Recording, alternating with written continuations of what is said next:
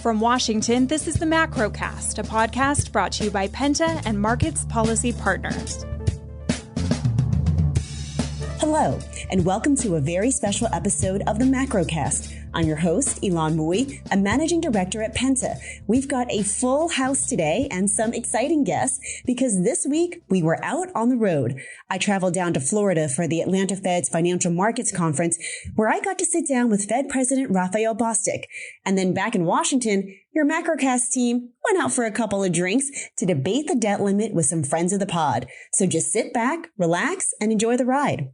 President Bostic, thank you so much for joining the Macrocast. It is absolutely a pleasure for me to be here. It's good to see you. Good to see you too. So I'm really excited because on our podcast, we talk about the Fed all of the time. So it's great to be able to hear from someone who's actually making the decisions, who's in the room where it happens, if you will.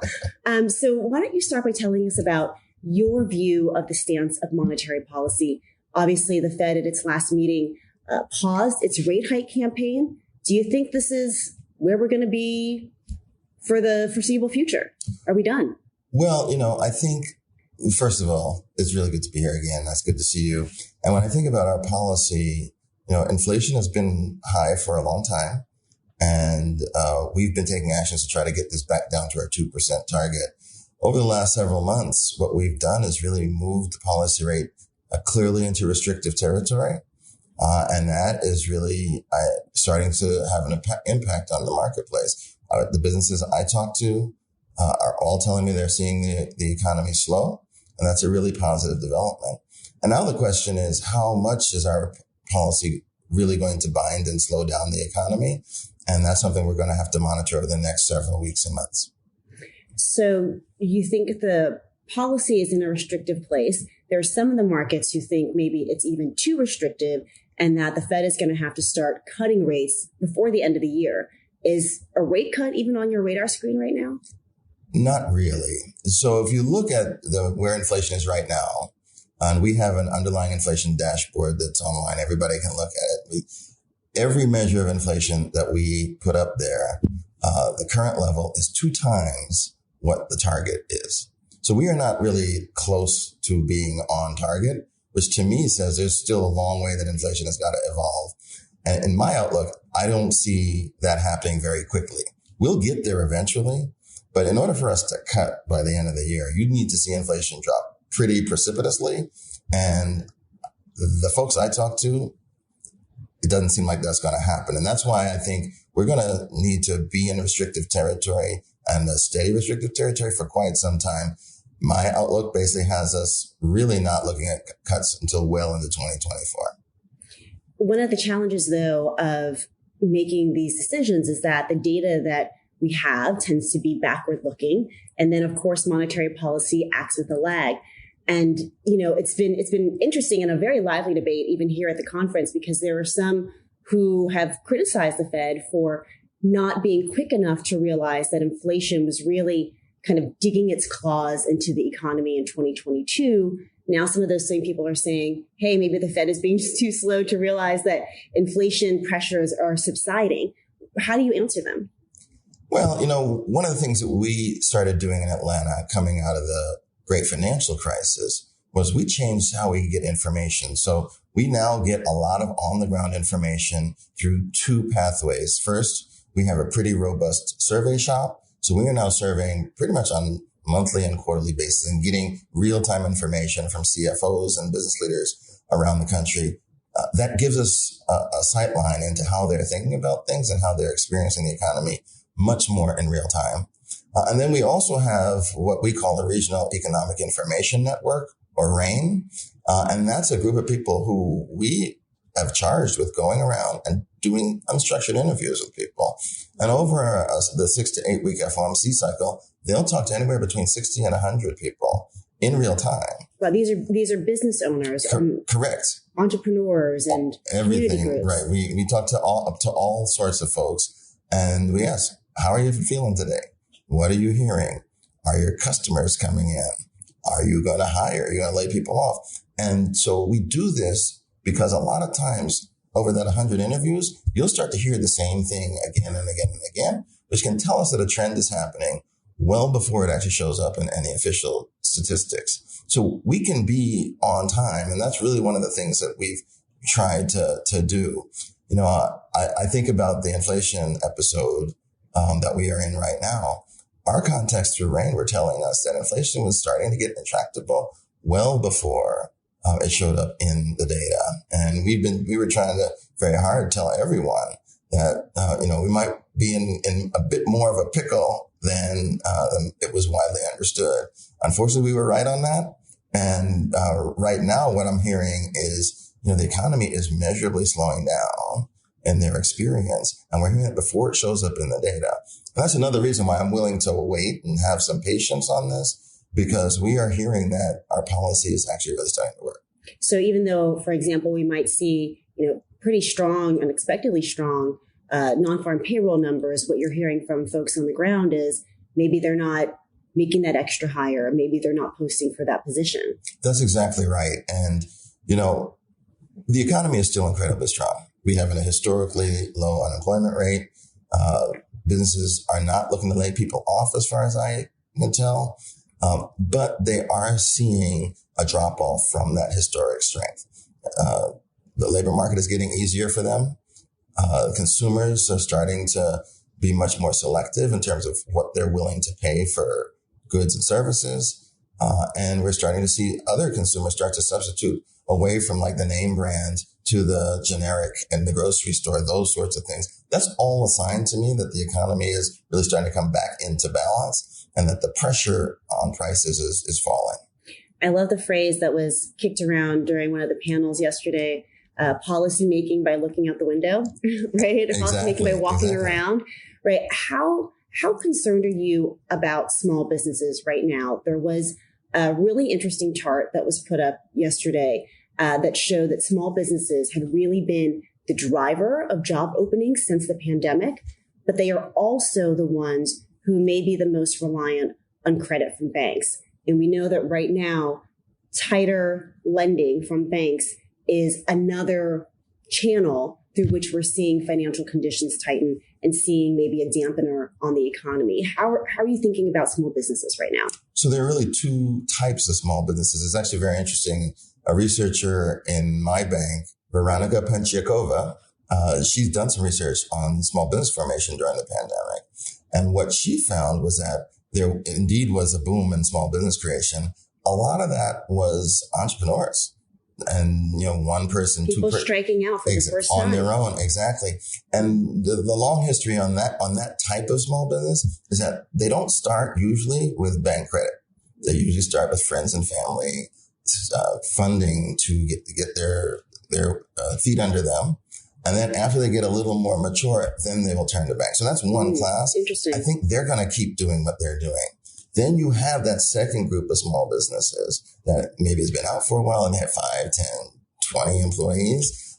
They typically do require bank credit, and they rely a lot on the relationships that they have with bankers because, as you might imagine, every small business is idiosyncratic and has its own little thing. And so they need to have that relationship so that bankers can really understand the risks that they're facing.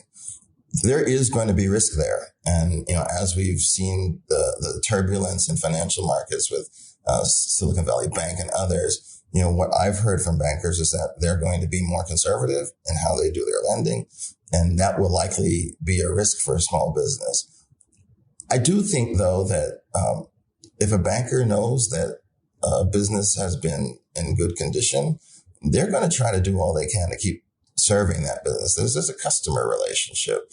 And I'm hopeful that as the economy slows, many of these small businesses will still see a level of economic activity that allows them to be viable, and that the financial markets, the financial sector will see that and understand that potential.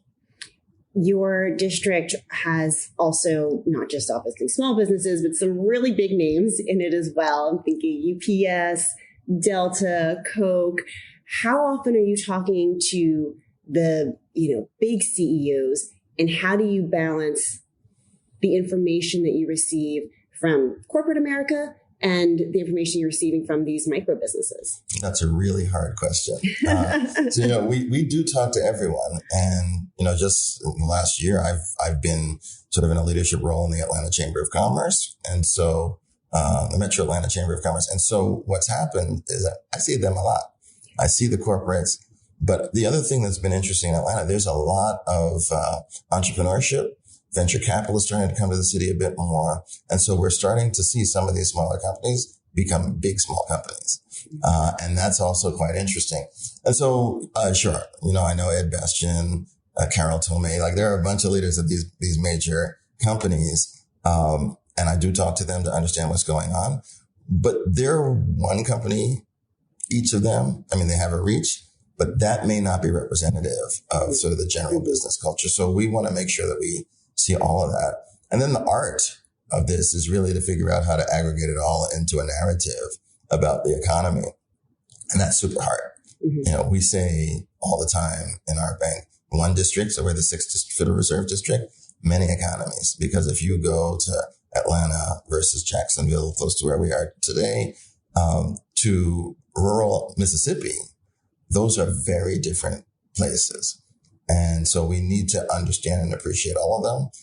And it's a challenge, but it's actually one of the great parts of my job. I actually go to all of these places, try to see it on the ground, and then try to do the best that we can to make sure that we are creating a foundation that serves all of them. So regardless of where you live, you're able to be productive and to pursue your dreams. As we like to say in the podcast, the forecast is clear as mud. So, one final question for you, which is, I'm based out of Washington. So that's a fun time. Lots of debate and discussion there. The Fed in recent years has become perhaps a political lightning rod for some on the left and for some on the right. How difficult does that make your job when the politics of the moment can be so fraught? And how do you navigate those currents and keep the Fed the independent institution that it is? So what I try to do is really tie everything that we're doing back to our mandate. We have a dual mandate, stable prices, maximum employment. I like to say maximum sustainable employment. And what we need to do is make sure that the economy and people understand how the economy is working and the barriers to achieving those things. I should also add, we also do a bit on financial stability, so we're a bank regulator as well. And in all of those instances, there are things going on in the world that may inhibit our ability to do the best that we can on those measures. And I feel like we should talk about those and let people know that if we can get more clarity and have some of those areas work better, then our economy will work better. We will be more competitive. We will be more resilient, and we'll achieve closer to our potential. And one example, there's a lot of discussion around climate change. Mm-hmm. When I talk to my banks, they all know that, if Category 5 hurricanes are coming more frequently, then the properties that they own in the pathway of those things are more at risk. And so I'm from New Orleans. My family lived through Hurricane Katrina. Exactly. And, our district, we have the whole Gulf Coast except for Texas. So pretty much every hurricane goes through our district.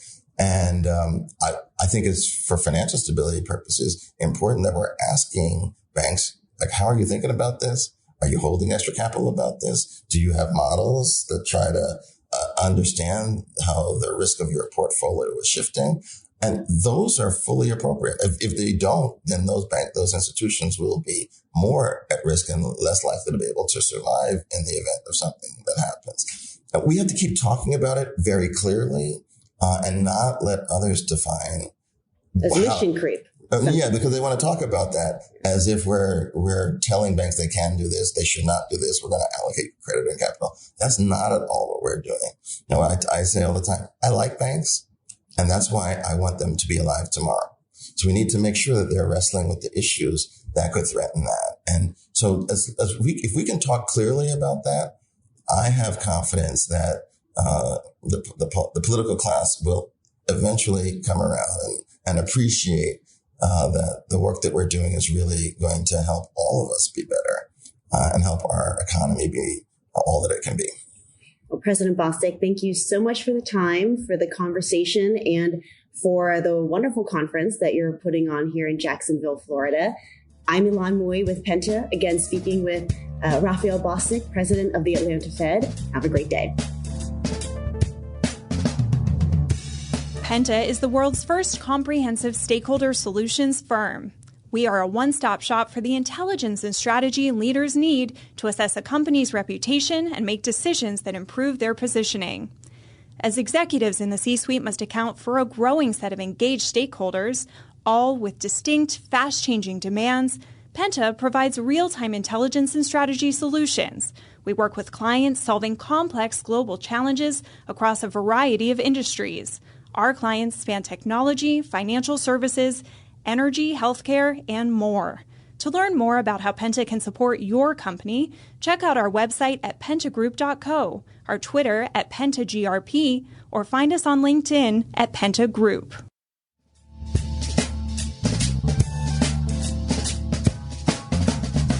Welcome back to the Macrocast. I'm talking with Brendan Walsh and John Fagan of Markets Policy Partners.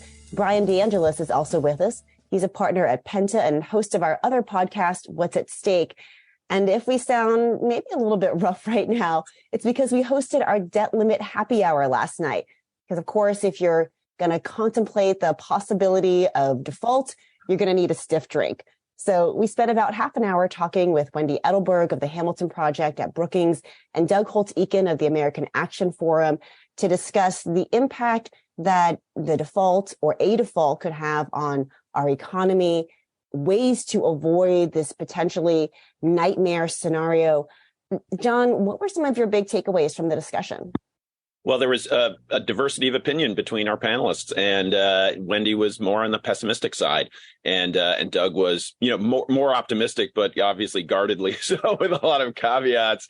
It was not a pretty picture from either perspective, obviously. But I think Wendy's take was, that any bill that is going to be hammered out as a compromise between, essentially the White House and the Senate and the House isn't going to pass muster with the sort of right flank of Speaker McCarthy's GOP caucus. And the zealots in his caucus really have him in a difficult position. He's got a tenuous grip on the speakership, and she was concerned essentially that there's no, what can pass muster with both sides of the aisle doesn't overlap in a Venn diagram way with what's going to keep McCarthy. No, you're dead on, because Doug kept saying it's 218 plus 60, and I don't think you can get 218 plus 60.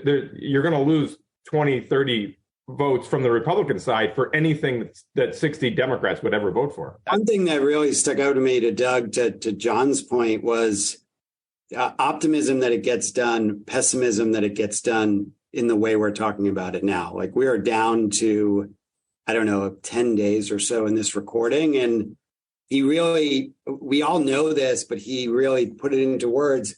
Congress likes to fail first, create an emergency, and then do this. And it was interesting to hear both of them. And I think neither one of them kind of agreed this will be a slam dunk and done in a few days. Yeah, Doug raised the possibility of a voice vote for a brief extension with House members in their pajamas, which made everyone shudder. And no one wants to see lawmakers in their night clothes. No visuals, please. So that was certainly this really is a tight timetable. I did a call with Zach Moeller at the we did the pod with him at the Third Way, and he made an interesting point that come June 1st, you get estimated quarterly taxes.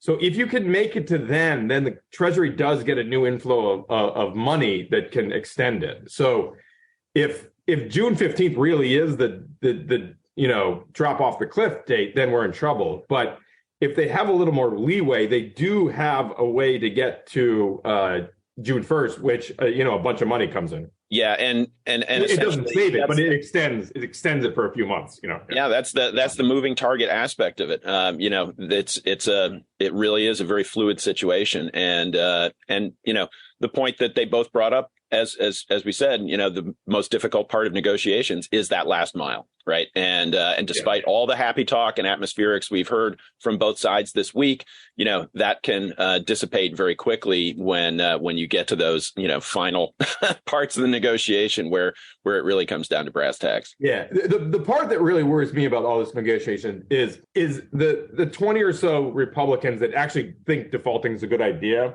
I worry that they just agreed to pass the bill in order to. I worry that their goal is to extend it to next year so that this becomes an election issue.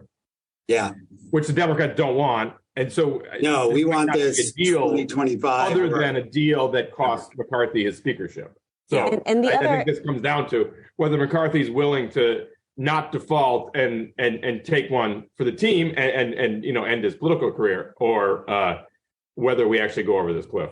Which is essentially what John Boehner did, right? I mean, the mind-boggling piece of this is that we keep coming back here again and again and again, which raises the question, should the debt limit even exist, right, Bryan? That's right. And everyone last night was a pretty resounding no. And I have to put myself in that camp. I mean, it's ridiculous. I was talking to some of our European colleagues this morning. They just can't believe we put ourselves in this situation every 2 or 3 years and just repeat the same playbook nightmare scenario over and over again. Yeah. And from a market perspective, it's that, one thing that came up a lot was the complacency. We've seen the equity market wasn't really falling when things looked bad. But, now that the positive vibes are exuding from the White House statements and McCarthy's statements, I mean, it's really put some wind in the sails of risk assets. And so, everybody on Wall Street expects to see the replay of the movie that they've seen a bunch of different times, the 11th hour fix coming in. And so, if there is a hiccup next week, it's gonna take markets. Markets are going to be a little bit over their skis and offside, or pick your sports metaphor. Yeah, especially for the equity market, treasury markets. It's actually kind of easy. You can just buy treasuries, because if we default, treasuries are going to rally, and it's perfectly fine to own treasuries. But you, as an equity asset manager, it's just very difficult and costly to sell lots of stocks. If you did it and we don't default, you're going to get fired. If you don't do it and we default, everyone goes over the cliff together and no one's getting fired. So there's just no incentive to try to protect your portfolio from the U.S. defaulting. So one of the things, we talked a lot about the nightmare scenarios, but it is, there is a path to a deal, which in talking to some of the, folks in the crowd too last night, we were kind of gaming out, you could agree on some spending caps, some top line spending caps. You could agree on pushing the debt limit out, the extension out to 2024, 2025. That's a negotiable thing, and then you can add, maybe one more thing from the Republicans' list of demands. Maybe that's adding some work requirements on SNAP. Maybe that's, tightening up the TANF requirements. Maybe that's committing to some negotiations on permitting reform. So if you do caps, an extension plus something else, right? It feels like Republicans can then claim that there's some level of win, and Democrats can say, well, we mitigated the damage, right? And so maybe that is the contour of a deal. To me, the question is, one, will progressives stomach it? And then two, is it enough detail and assurance for the hardline conservatives to be able to get on board with it? And I think it's also important to keep in perspective what we're negotiating over. Once Trump said that that Social Security and Medicare is off the table, then we're talking about payments. So CBO scored Biden's, budget, which is pie in the sky, everything that a Democrat would ever want. They also scored the House bill, which is also not going to be passed. It's everything that the Republicans want.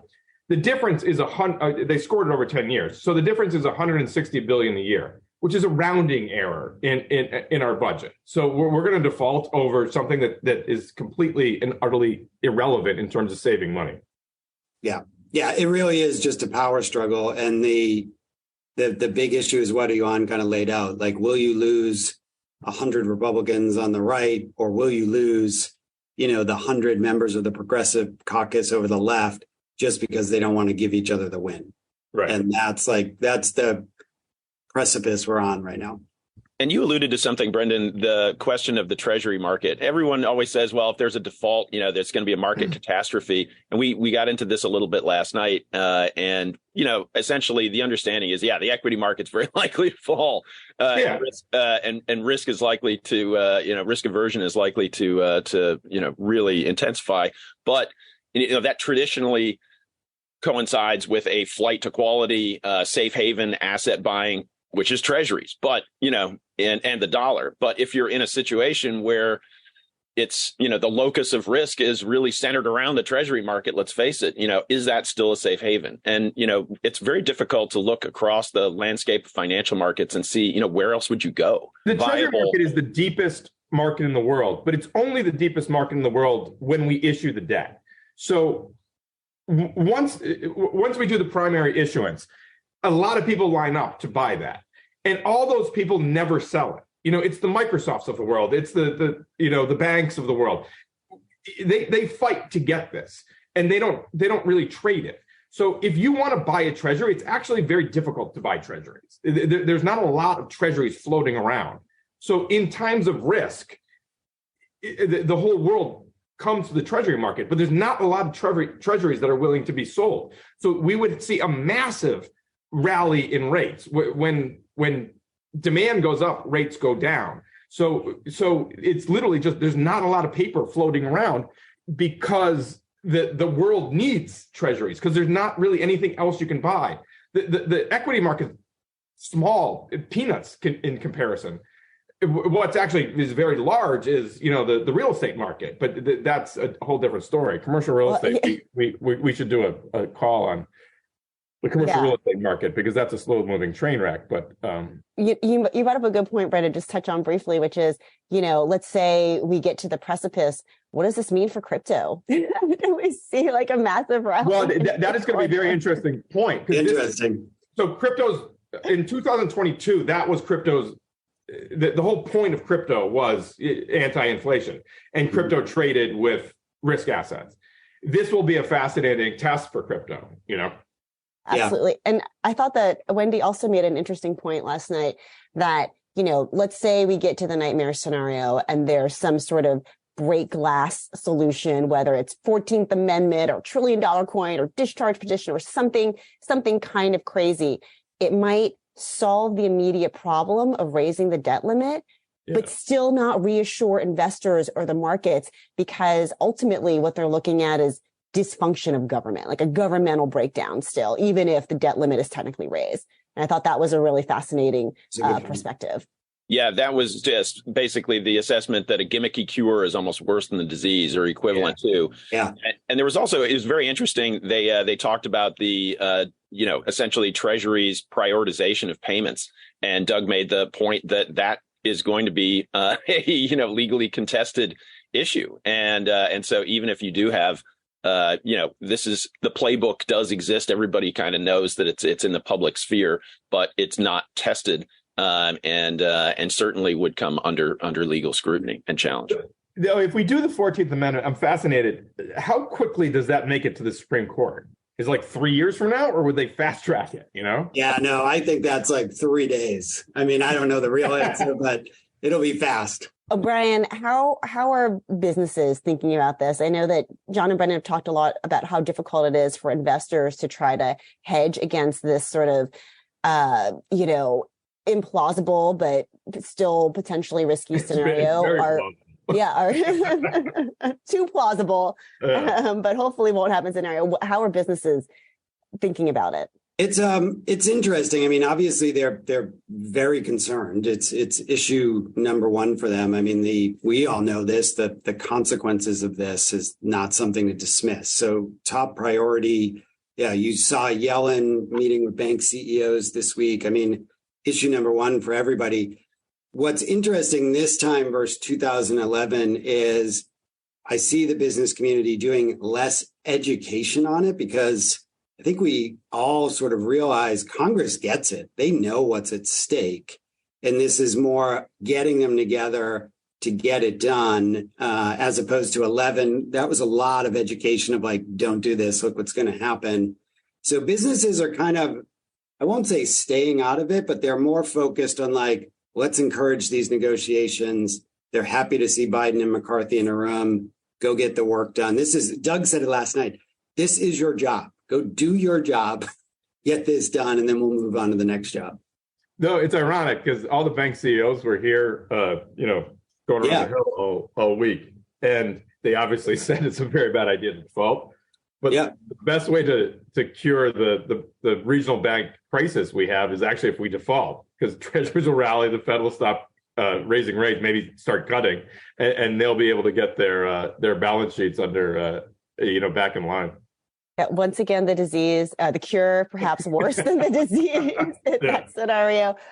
So President Biden is cutting his trip to the G7 short to ensure that the negotiations over the debt ceiling continue to move along. That's going to be a big focus of the next few days. Brendan and John, anything else on your radar screen? Is anything happening beyond the debt ceiling? We've gotten some interesting and garbled messaging on retail, on the U.S. consumer, the baffling and confounding state of the U.S. consumer. Yeah. We've gotten, the earnings came out this week with Target being very downbeat and cutting their forecasts, citing, waning demand. We saw Walmart come out yesterday and have a very much more upbeat assessment. And some of this comes down to the way that they've run their businesses and the sort of market segment that they're after. But, we saw Foot Locker come out this morning and faceplant. And we saw retail sales data, which was soft. And so it's a very muddled picture. And that has certainly been on the minds of market participants. We've also gotten a lot of Fed chatter from the conference, which you were in attendance for. Yeah, that's right. I feel like there is a lot of question around whether the Fed will be able to keep rates at the level that they're at. Maybe are they going to cut? Are they going to be able to hold? Are they going to potentially hold and then raise again? And I think what you heard was a Fed that's trying to preserve optionality, as we've talked a lot about, but also that fundamentally has a different economic forecast than the markets. I think that, maybe they're overlearning the lesson of 2022, but they fundamentally believe that inflation is going to take a lot longer to come down than the markets do. So, I think that they were pretty clear that they are one, data dependent, but that two, right now rate cuts are not on their radar screen. One question that we've been getting a lot from clients is if people are going to have to start paying back their student loan debt. Do you think the Biden administration is going to, in the summertime, stop the halting of student loan payments? That sounds like an excellent question for yet another episode of the Macrocast. So I am totally going to punt on that. But it is a good point because one of the reasons why the debt limit fight is sort of coming up sooner than we thought. Obviously, tax receipts came in lower than expected, but one of the other issues is that this student loan forgiveness program went on longer than budget experts had predicted. Yeah. That was a drain. Well, clearly there is a lot to discuss. We're going to have a lot more to discuss next week once we see the status of the debt limit negotiations. We'll see if Congress can come to a resolution before they are supposed to go on recess, which is the most important deadline of all, as always. Exactly. So thank you, everyone, for listening to the Macrocast. I'm Ylan Moy with Penta. Thank you to John and Brendan from Markets Policy Partners for being here, too. You also heard from Bryan DeAngelis, a partner at Penta. And I want to give a special shout out to our podcast producers. We so appreciate the hard work that you do in bringing the Macrocast not just to our listeners, but also to our live audience last night. So we hope that everyone enjoyed our road trip today. Please remember to like and subscribe wherever you get your podcasts. Have a great day. Thank you for listening to the Macrocast. Please remember to subscribe, rate, and share.